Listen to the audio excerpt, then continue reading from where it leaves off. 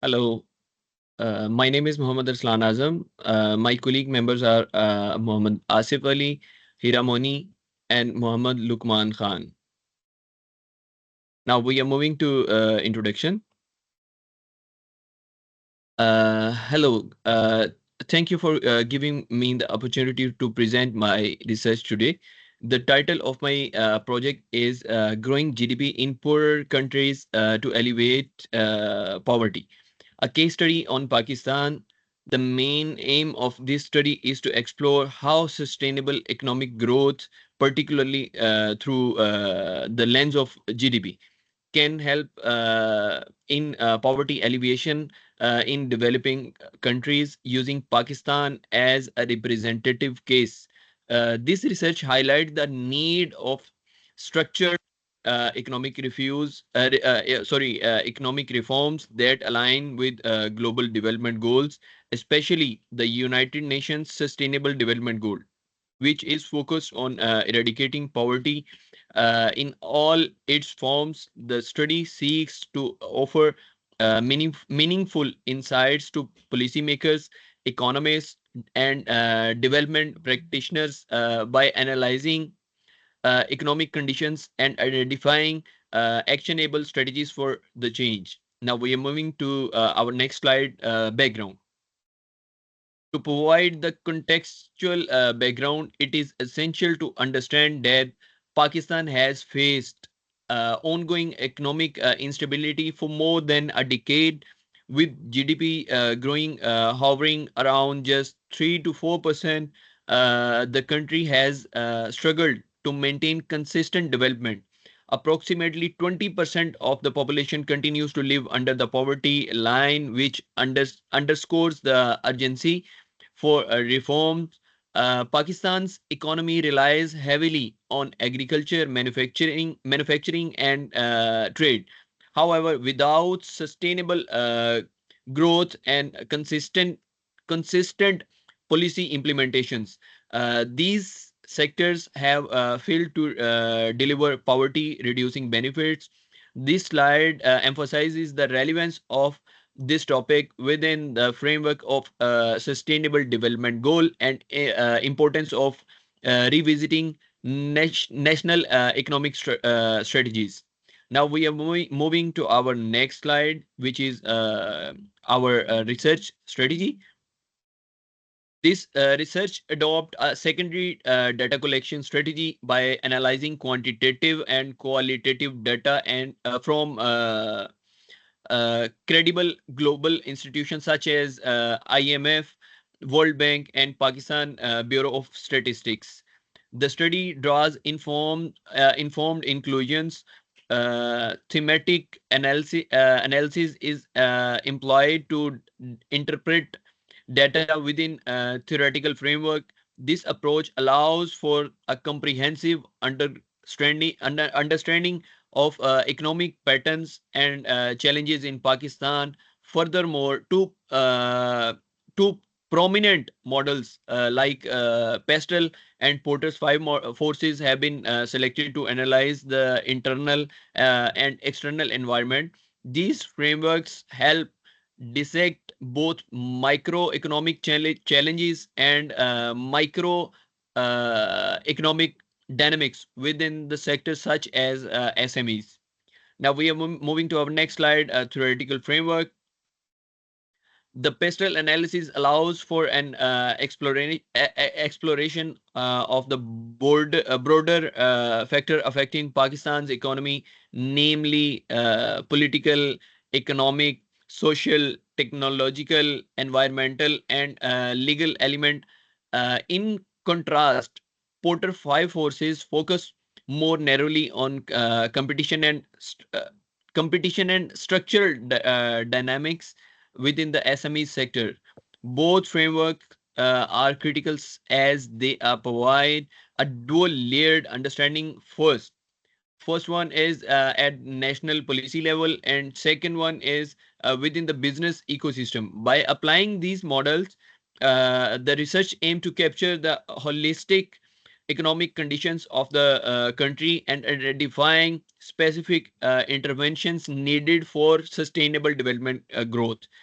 Now we are moving to our next slide, which is our four key objectives.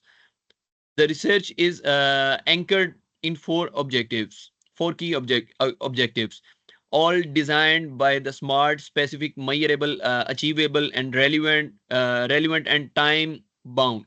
The first objective is to identify the major factors that are impeding growth, the GDP growth in Pakistan. The second is to explore the role of SMEs in sustainable and advancing the national economy. The third objective is to benchmark Pakistan GDP's strategy against countries like India, South Korea, who have implemented successful reforms.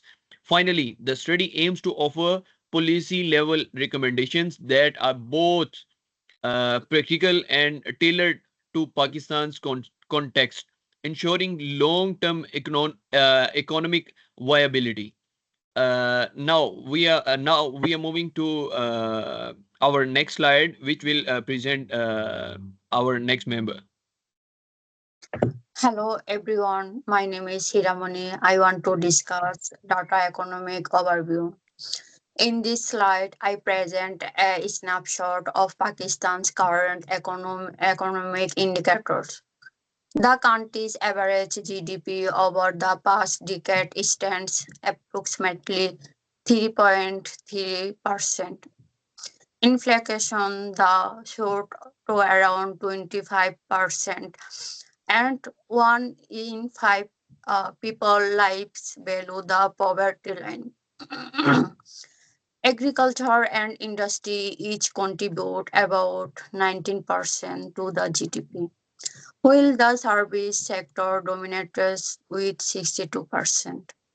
Now let's look at the data SME sector status. Small and medium enterprises play a critical role in Pakistan's economy, contributing to over 90% of businesses' activity and employing more than 80% of the workforce. However, their potential is undermined by a lack of financial support, a complex regulatory environment, and minimal government facilitation. If Pakistan aims to boost GDP and reduce poverty, empowering the SME sector must become a national priority.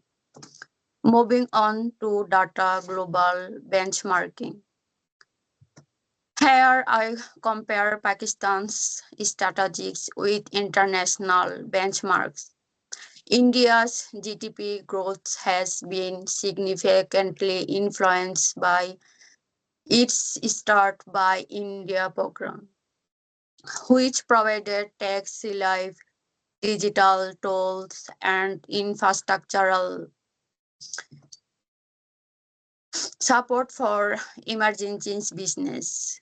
Similarly, South Korea achieved rapid economic transformation by focusing on SME development and heavy investment in research and development. Pakistan can adopt similar initiatives to strengthen its economic foundation and support SME scalability. Finally, we will look at data policy and infrastructure. Despite ambitions activities such as Vision 2025 and the China-Pakistan Economic Corridor, Pakistan continues to face structural challenges. These include unreliable energy supplies, poor digital infrastructure, and inadequate transformation networks. For economic strategies to succeed, a coordinated approach to infrastructure development and policy enforcement is essential. That's all from me. Now I will hand it over to my next group member. Hi, my name is Asif Ali. I will represent the social political factors. Um, I highlighted the political challenges that affect GDP significantly. These include the weak governance, political instability, low investment in education, and lack of skills trainings. Gender inequality and limited workforce also the major challenges. These challenges must be addressed through the targeted education programs, digital inclusion, and initiatives to empower the women and rural communities. Only by investing in human capital and building the social trust can Pakistan achieve the inclusive growth. My next slide is a pastel analysis. Pastel analysis identifies several barriers to growth, politically, military interference, and unstable the government disrupt economic continuity. Economically, currency depreciation and a growing fiscal deficit undermine the confidence. Socially, unemployment and gender inequality creates inefficiencies. Technologically, there is a minimal investment in innovation and research and development. Environment change challenges like climate risk, water shortage are pressing the economy. Finally, legal and regulatory system are spoiled by the corruption. Uh, these areas require systematic reforms if GDP is to grow sustainably. These analyses provide a roadmap for the identifying the pressure points and implementing the targeted interventions. My next slide is the Porter analysis, Porter 5 forces analysis. According to the Porter model, SEMs in Pakistan face intense competition, high supply power, and limited market differentiation. These factors delay profitability and scalability. Financial and legal barriers deter new entrants, while inadequate branding and innovation weaken existing firms. To make SMEs more competitive, and government must provide regulatory reform reliefs and encourage innovations and expand its access to the global markets. Porter models help us understand where the competitive gap lies and how policy reform can bridge for them from sustainable sectoral growth. My next slide is analysis key issues and obstacles. Uh, in this slide, I will show Pakistan economic landscape is affiliated by the four major issues: infrastructure deficiencies, financial inclusion, policy misalignment, and poor institutional framework. These obstacles are interlinked, creating a cycle that prevents sustainable growth. Infrastructure inefficiencies rise costs. While lack of the access to the finance, limited SME expansion, uneven policies further divide sectors, and weak the institution failed to implement reforms effectively. To overcome this barrier, a unified strategy involving government, private stakeholder, and civil society is imperative. Next slide will be representative by the uh, uh, Lukman. Thank you. My name is Mohammed Lukman Khan. Now I am presenting about finding Pakistan unique context.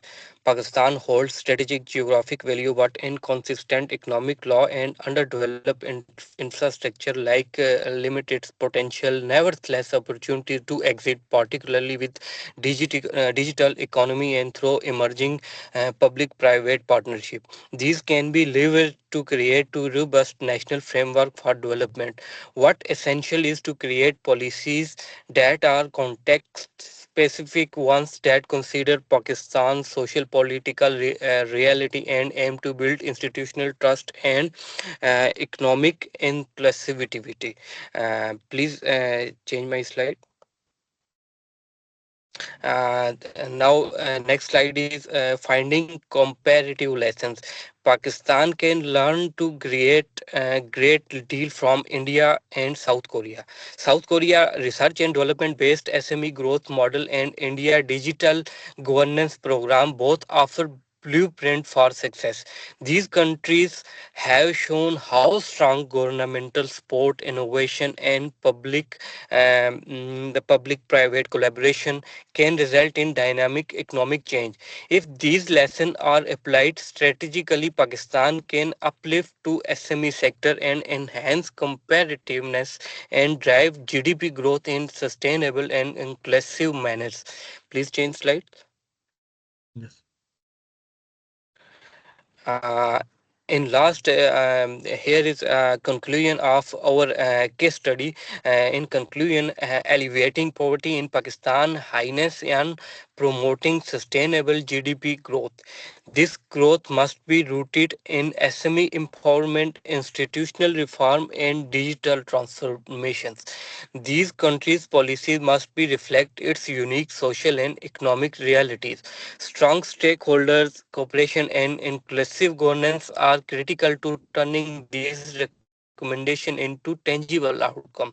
With the right investment and reform, Pakistan can unlock its economic potential and offer a better future to its citizens. Please change slide for me.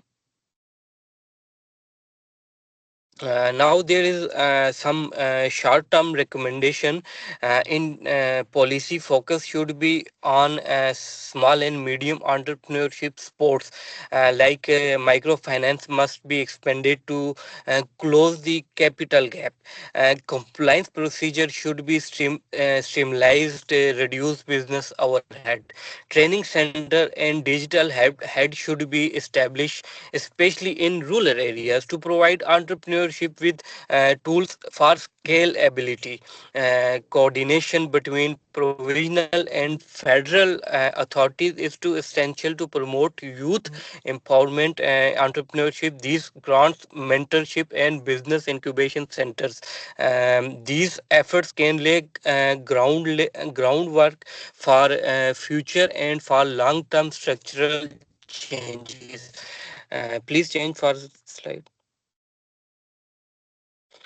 Now there please, now there is long-term recommendation for our countries like must emphasize structural transformation like these in this includes investing in education, digital infrastructure, and anti-corruption laws, judiciary independence and transparency with strength governance, and build investor confidence like international investor. A resilient small and medium entrepreneurship policy is required to ensure ongoing sport and climate adaptability. Achieving long-term GDP growth is in a country like Pakistan is not just a matter of economic. It about inclusive development, political will be cross-sector collaboration. With these reforms, Pakistan can pave the way for more equitable and prosperous future. Please change slides. Now these are references of our case studies. Like there, these are our references. And thank you so much.